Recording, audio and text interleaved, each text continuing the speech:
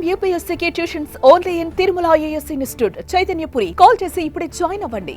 అవును, వారిద్దరూ ప్రేమించుకున్నారు, పెళ్లి చేసుకోవాలని నిర్ణయించుకున్నారు, కలిసి నడుద్దామని అనుకున్నారు. కానీ 7 అడుగులు వెయ్యకుండానే అనంతలోకాలకు చేరారు ఆ ప్రేమికులు.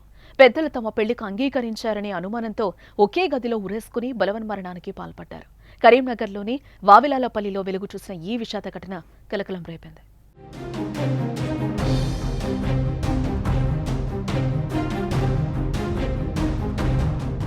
చొప్పదండి మండలం చిట్యాలపల్లికి చెందిన కొండపర్తి అరుణ్ కుమార్, ఇదే మండలం భూపాలపట్నానికి చెందిన నాంపల్లి అలైఖ్య కొంతకాలంగా ప్రేమించుకుంటున్నారు. వరుసకు వీరిద్దరూ బావా మరదళ్ళు. ఇకపోతే అలైఖ్య తన అరుణ్ కుమార్ ను ప్రేమించే విషయాన్ని తన కుటుంబ సభ్యుల దృష్టికి తీసుకెళ్లింది.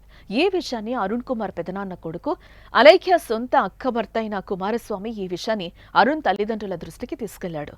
తమ కొడుకు ఇంకా ఉద్యోగంలో స్థిరపడ్డలేదని, తర్వాత ఆలోచిద్దామని అరుణ్ తల్లిదండ్రులు చెప్పడంతో కొంతకాలంగా వీరి ప్రేమ వ్యవహారం అలానే ఉండిపోయింది.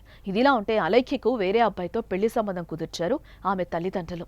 దీంతో తనకి ఇష్టం లేని పెళ్లి చేస్తున్నారని మనస్తాపానికి గురైంది అలైఖ్య. త్వరలో పెళ్లి కూడా నిశ్చయించడంతో మరింత కుంగిపోయిన అలైఖ్య కాలేజ్ నుంచి సర్టిఫికేట్లు తీసుకుని వస్తానని చెప్పి కరీంనగర్కు వచ్చింది. సాయంత్రం వరకు ఇంటికి తిరిగి రాకపోవడంతో అనుమానం వచ్చిన కుటుంబ సభ్యులు ఆమెకు ఫోన్ చేయగా స్విచ్ ఆఫ్ చేస్తుంది.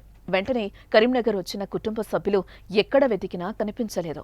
అనుమానం వచ్చి అరుణ్ కుమార్ కు ఫోన్ చేయగా అతడు లిఫ్ట్ చేయలేదు. దీంతో కుటుంబ సభ్యుల్లో భయం మొదలైంది. వచ్చేసరికి నైట్ డ్యూటీ వెళ్ళేసరికి ఇదంతా జరిగింది. వచ్చేసరికి పోలీసులు ఉన్నారు, అంతా బయటకు తీసుకురావడం జరిగింది. అంతే. కనిపించాడు, బ్రదర్ తిందామని కూడా అడిగాడు.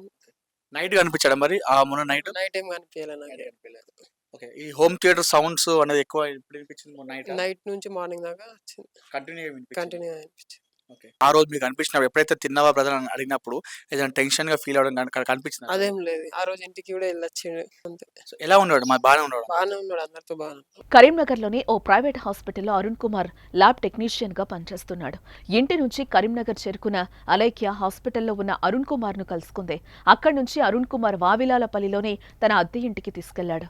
అక్కడ ఏం జరిగిందో ఏమో గానీ తెల్లవారేసరికి ఒకే గదిలో వేర్వేరు ఫ్యాన్లకు ఉరివేసుకుని ఆత్మహత్య చేసుకున్నారు. అయితే రాత్రి కరీంనగర్లో వెతికి ఇంటికి వెళ్లిన అలైఖ్య కుటుంబ సభ్యులు అరుణ్ కుమార్ ఉండే అద్దె ఇంటి అడ్రస్ తెలుసుకుని అక్కడికి వచ్చి చూడగా లోపల నుంచి గడియ వేస్తుంది. ఎంత పిలిచినా ఫలితం లేకపోయేసరికి వెంటిలేటర్స్ నుంచి చూడగా అరుణ్ కుమార్, అలైఖ్య విగత జీవులై కనిపించారు.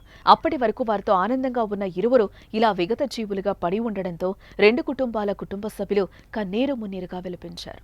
వీళ్ళిద్దరూ అక్కడ లాస్ట్ 2 years నుంచి లవ్ చేసుకుంటున్నారని చెప్పని తెలిసింది. దాంట్లో భాగంగా ఈ అబ్బాయి ఇక్కడ వర్క్ చేసుకుంటూ వావిలాలపల్లిలో ఒక రెంటెడ్ రూమ్లో ఉంటున్నాడు.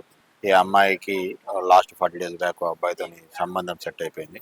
సో వాళ్ళకి ప్రేమకు సంబంధించిన వ్యవహారాన్ని పెద్దల్ని ఒప్పించలేక వాళ్ళు తొందరపడి ఆత్మహత్య చేసుకున్నట్టుగా ఇప్పుడు దర్యాప్తులో తెలిసింది. మిగతా విషయాలు ఏమైనా ఉంటే దర్యాప్తులో పూర్తిగా కనుక్కొని తెలియపరుస్తుంది. అంటే వాళ్ళు ఇంట్లో వాళ్ళకి చెప్పడం జరిగింది సార్ ఈ విషయం గురించి?